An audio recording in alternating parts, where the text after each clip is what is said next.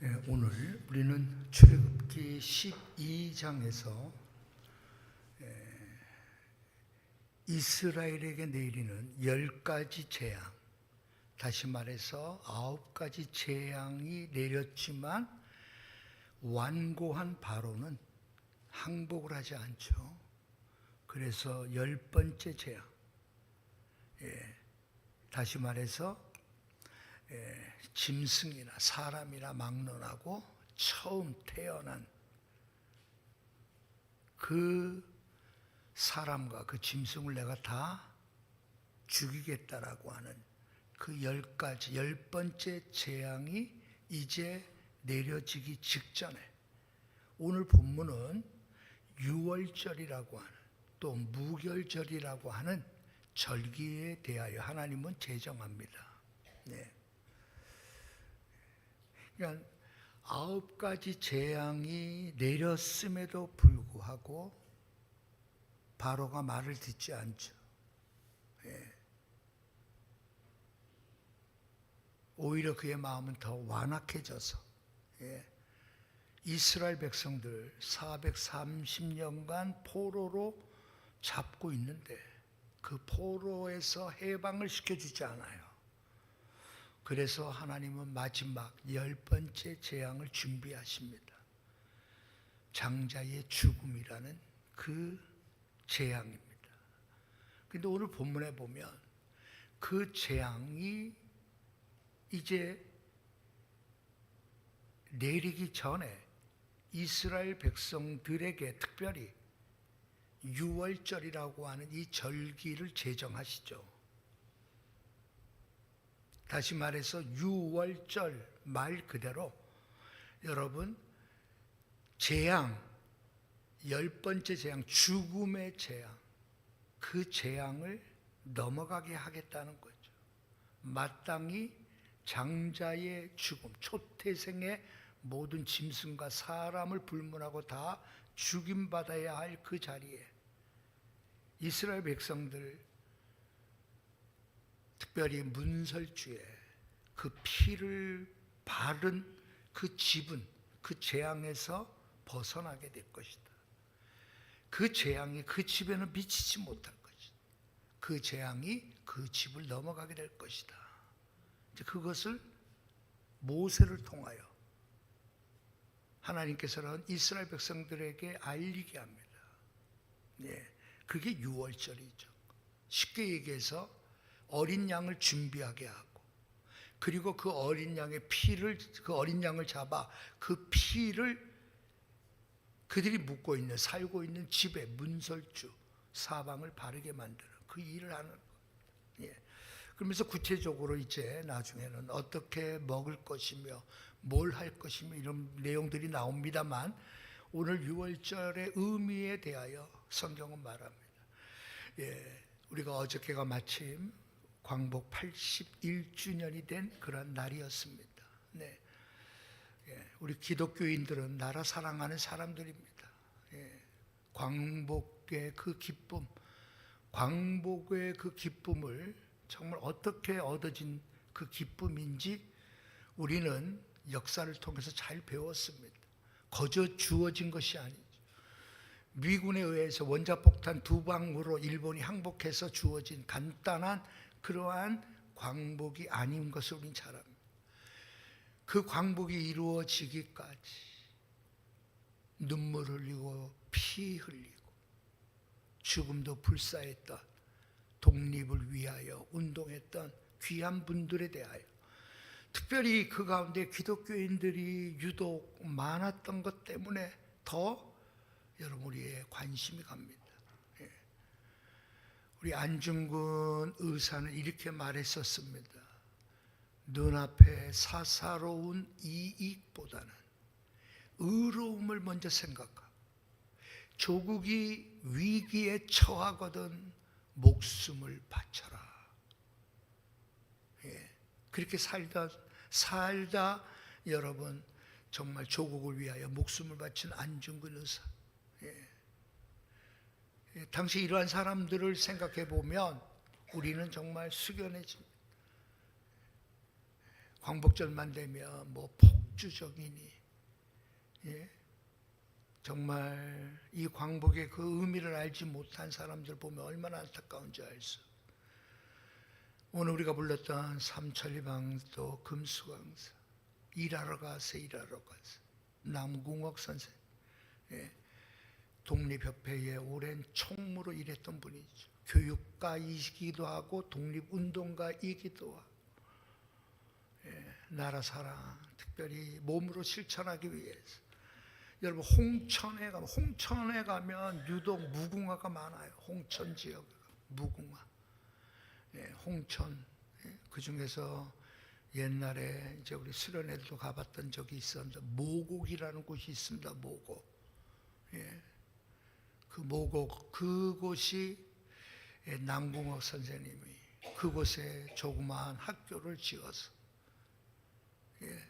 나라를 빼앗긴 상태에서 낙향에 있는 그는 학교를 세우고 아이들을 가르치기 시작한, 그리고 무궁화를 심고 무궁화를 삼천리반도 금수강산에 그 무궁화를 나눠주고, 여러분 그 일을 했던 분이 남궁옥 선생님이죠. 결국 그것 때문에 헌병대에 끌려가고 고문당하고, 그 고문의 후유증으로 1939년도에 세상을 떠난 분이 남궁옥 선생님.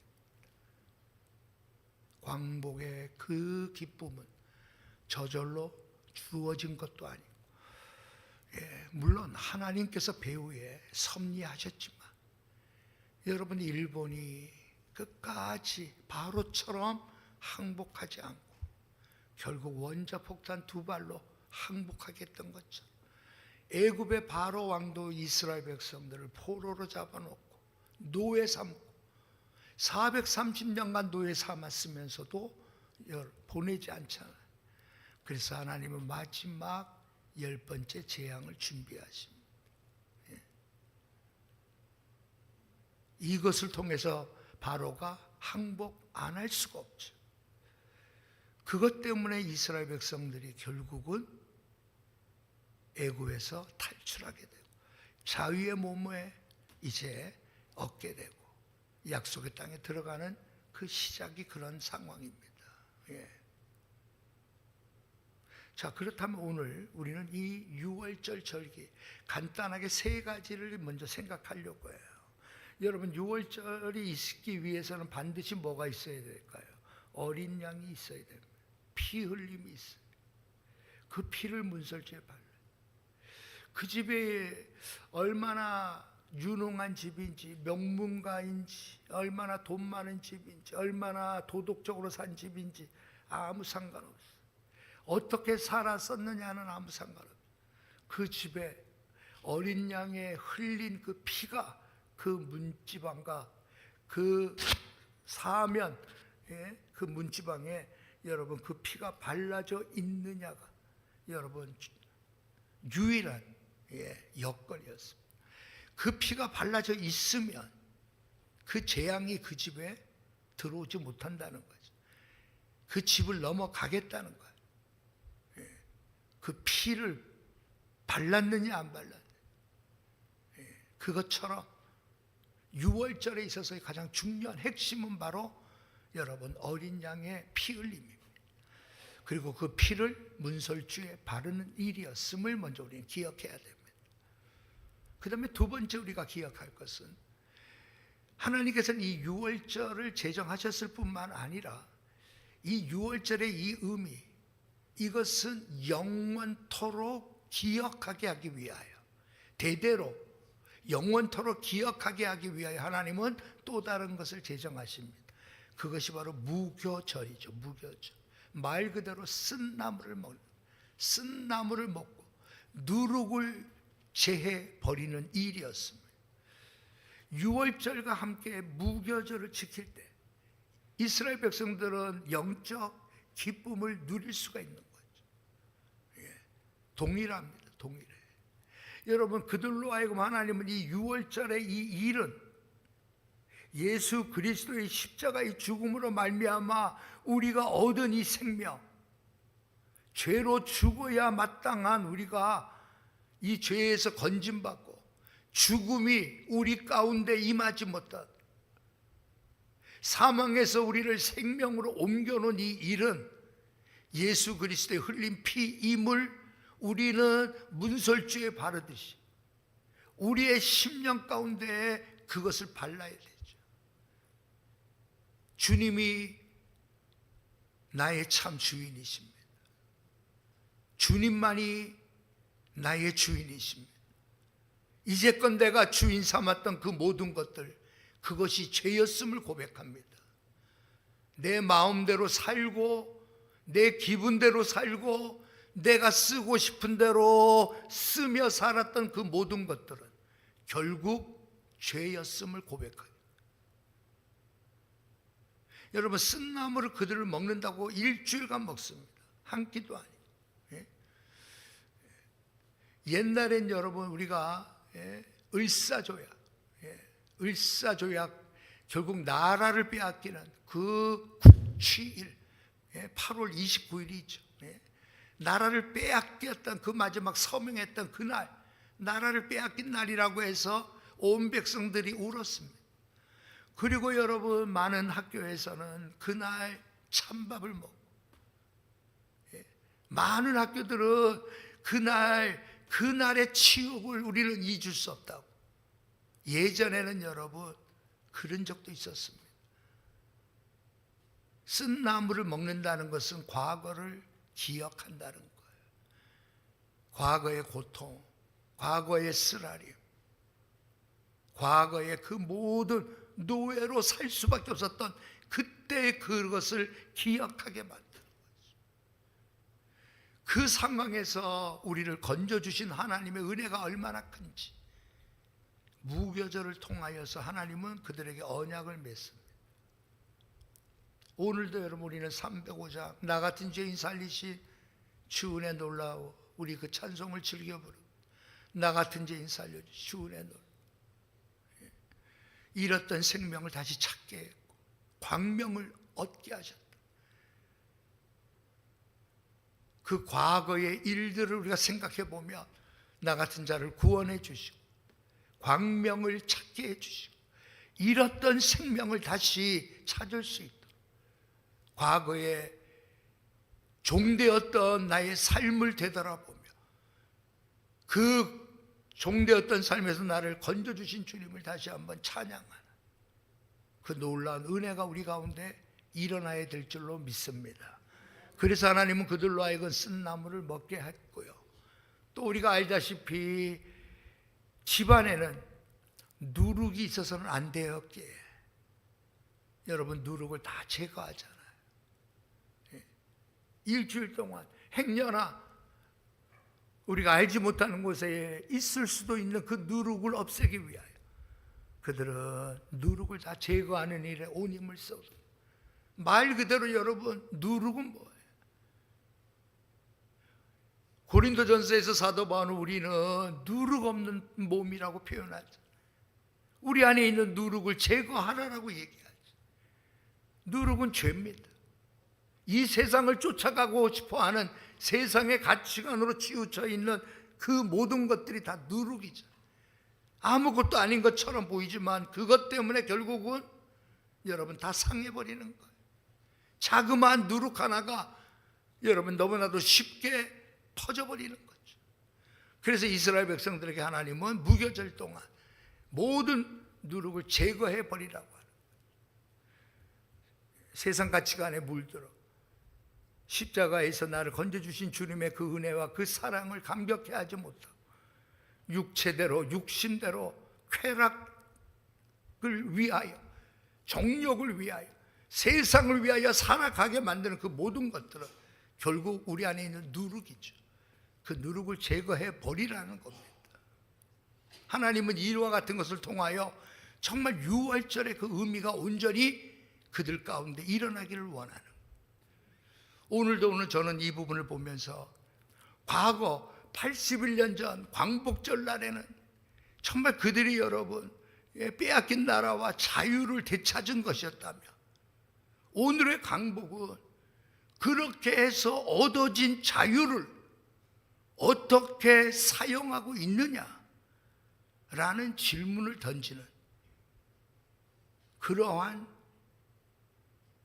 순간이라고 생각합니다. 1945년도의 광복은 빼앗긴 나라와 자유를 되찾기 위하여 일어난 일이라면, 되찾은 것이었다고 하면 오늘의 광복절은 그렇게 얻은 자유를 이제 우리가 어떻게 사용할 것인가 라는 질문 앞에 우리 모두가 진심으로 대답해야 될 때라. 앞서 말씀드렸던 것처럼 안중근 의사처럼 눈앞에 사사로운 이익보다는 의로움을 먼저 생각할 줄 아는 그러한 사람이 돼야 돼요.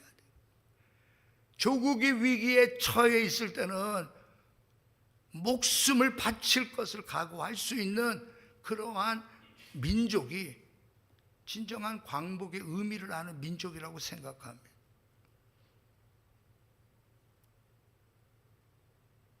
그 안중근 의사가 여러분 이러한 말도 했음을 기억하시죠? 뭐라고 말했는가 하면, 조선 사람이라면 단 하루도 헐버트를 잊어서는 안 된다. 조선 사람이라면 헐버트를 잊어서는 안 된다. 단 하루라도. 예. 헐버트 선교사를 말하죠. 헐버트. 예. 조선인보다 더 조선을 사랑했던 헐버트. 예. 고종이 특별히 이 땅의 젊은이들에게 영어를 가르치고 신문화를 가르쳐 신교육을 시켜달라고 여러분 미국에 요청해서 미국이 파송한 사람이 바로 헐버트 선교사. 예, 아주 명문 가문이죠. 교육의 명문 가문에서 태어난 이 헐버트가 조선 땅에 옵니다. 근데 조선 땅에 와서 조선 사람들이 공부하는 게 너무 열의가 없고 성의가 없어 보여. 그만 포기하고 돌아가죠. 근데 미국에서 아펜셀러를 다시 만나서 다시 한국 땅에 다시 들어옵니다. 그리고 이 헐버트가 단순한 교육가가 아니라 선교사가 아니라 독립운동가의 일까지 맡게 되죠. 예. 을사조약이 일어났을 때 그는 편지를 써서 루즈벨트 대통령에게 따졌던 사람이 헐버트입니다. 조선 땅에게, 조선 땅을 그렇게 포기해서 되겠냐. 예. 조선이란 나라에 물어보고 정말 의논하고 그리고 결정해야 되지 않았느냐라고 막 따지던 편지를 썼던 사람이 헐버트. 여하튼 간에 여러분 이 헐버트 선교사가 결국은 이 나라 독립을 위하여 만방의 일제의 잔인함, 잔혹함을 여러분 알리고 정말 이 땅의 조선 사람들이 얼마나 독립을 갈망하는지 전 세계를 알렸던 사람이 여러분 헐버트입니다. 그래서 우리가 잘 아는 이준 열사를 비롯하여 세 명의 정말 그 나라를 되찾기 위해 항의하기 위해 이준 열사를 헤이그에 파견할 때 그 모든 기획을 세웠던 사람이 헐버트고 결국 그 일로 인해서 이 땅에 추방당하잖아요. 여러분 단순한 독립운동뿐만 아니라 이분은 정말 아리랑, 그냥 우리가 노래로만 불렀던 아리랑을 악보로 제초로 여러분 했던 사람이죠. 한글을 여러분 연구해서 주시경 선생과 함께 한글을 발전시킨 사람. 오늘 우리가 쓰는 여러분 띄어쓰기, 마침표, 심표 이거 다 헐버트가 여러분 주시경 선생과 함께 만든 거.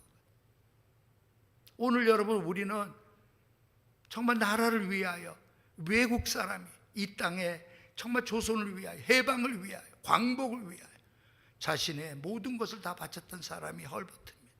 그러니까 안중근 의사가 조선 사람이라면 단 하루라도 헐버트를 잊어서는 안 된다. 여러분 그가 이제 조국이 해방되고 난 이후에 1946년 이 땅에 여러분 4개월이 걸쳐서 미국에서 여러분 고령의 나이로 들어옵니다. 그가 배 안에서 여러분 이런 말을 유명한 말을 남기죠. 나는 웨스트민스터 사원에 묻히기보다는 나는 조선 땅에 묻히기를 원한다. 여러분, 그가 그렇게 간절히 원했던 것처럼 그 고령의 나이 89세인가요? 그 고령의 나이에 한국 땅에 104개월에 걸친 그 장기간의 그 여행으로 인해서 한국 땅에 들어온 지 일주일 만에 세상을 떠난 양아진 묘역에 묻힌 분이 헐버트. 예. 제가 왜 이 말씀을 드리냐면,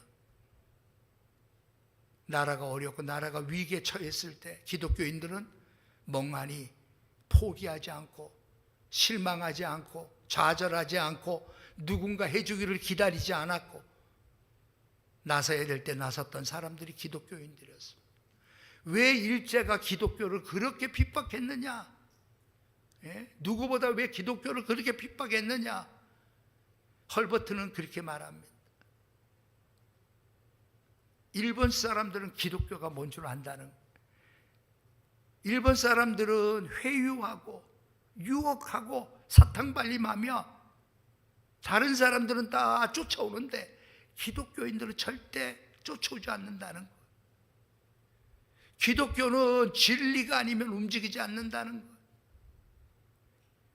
여러분, 1900 초기 기독교는 그런 기독교였습니다. 오늘 우리가 광복의 기쁨을 어떻게 얻어질까요? 광복의 기쁨. 정말 나라를 사랑하는 마음으로 우리는 여러분 무엇을 해야 될까요? 예? 나라를 생각해 보면 마음에 드는 것이 하나도 없어. 예? 정의감도 없고 의로움도 없고, 예? 법은 해석하는 사람 마음대로고, 이제는 그 법조차도 여러분 무시해버려요. 공의와 정의, 공평함은 이미 다 사라져버렸어요. 우리가 해야 될 일은 여러분 정말 나라를 사랑하는 마음으로 남궁옥 선생님처럼 우리가 해야 할 일을 신실하게 해나가는 일입니다. 정직하게 사는 것이고 의롭게 사는 겁니다. 불의한 것에 대하여 저항하며 사는 것이고, 옳지 못한 이익을 여러분 관심조차 갖지 않는 것. 우리 안에 있는 육신을 따르고 싶은 마음, 정욕을 따르고 싶은 마음, 이 세상에서 편하고 싶은 마음, 이 세상에서 그 누구보다도 많은 것을 소유하고 싶은 마음은 어느 누구나 다 같습니다. 하지만 그것이 내 안에 누룩이 되어 나의 삶 전체를 망쳐버리게 해서는 안 됩니다. 기꺼이 하나님의 것을 인정하고 하나님을 기쁘시게 하고 하나님께서 이 시대에 우리에게 맡겨준 사명이 무엇인지를 알고 그 일에 순종하며 나갈 때 정말 우리 안에 여러분 말로 다 알 수 없는 기쁨이 우리 안에 일어날 줄 믿습니다. 세상에서 우리가 아무리 많은 것으로 즐거워하고 기뻐하고 이 세상에서 많은 쾌락으로 우리가 즐겁고 기쁘게 한다 할지라도 그 기쁨은 진정한 기쁨이 될 수가 없잖아요.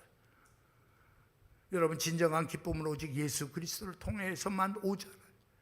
우리 주님 나의 주인으로 삼을 때, 그분이 진정 나의 주인됨을 고백할 때, 그리고 그 주인 앞에 우리가 순종하고 복종하고 그 주인을 따를 때, 그때 기쁨이 우리에게 주어지는 것이죠. 오늘도 여러분, 이 세상 사람들이 기뻐하는 기쁨이 우리의 기쁨이 아니죠. 고난 가운데서도 그리스도인들은 기뻐할 수 있었던 것은 우리 주님을 온전히 믿었기 때문이라. 오늘도 우리가 주님을 온전히 믿고 따르고 정말 우리가 예수님처럼 살 수 있도록 그 주님께서 우리가 명령하시면 그 무엇이든지 아멘하고 순종할 수 있는 자들이 다 될 수 있도록 기꺼이 주님을 위하여 모든 것을 다 내어주고 주님을 위하여 기꺼이 희생하고 주님 나라를 위하여 기꺼이 헌신하겠다. 여러분 다짐하고 그 주님과 교제할 때 우리 안에 기쁨이 밀려 들어오는 겁니다. 오늘도 광복의 기쁨은 그런 기쁨이 되었으면 좋겠습니다.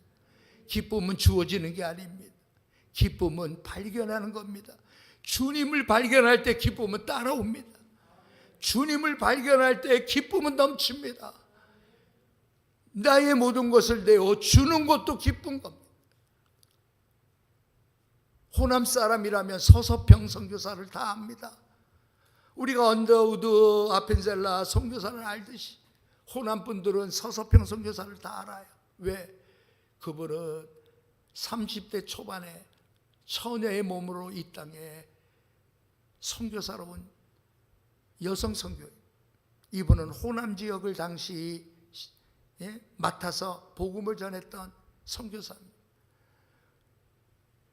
일제 치하 속에서 일본이 다 빼앗아가고 남는 거 거의 없는 이 상황 속 조선인들은 소금국을 먹으며 살고 있을 때 그는 나도 조선인처럼 살겠다. 소금국을 먹으며 한복을 입고 고무신을 신고 여러분 선교했던 분이 서서평선. 결국 그녀는 오랜 기간 선교하지 못하고 사망하게 됩니다. 사망의 이유가 영양실조였습니다. 조선을 위해서, 불쌍한 어린아이들을 위해서 그는 다 주고 떠나간 겁니다. 그가 세상을 떠날 때 동화 일보에 실렸던 그 당시의 사진을 보면 광주의 길거리가 인산인해를 이루었어요.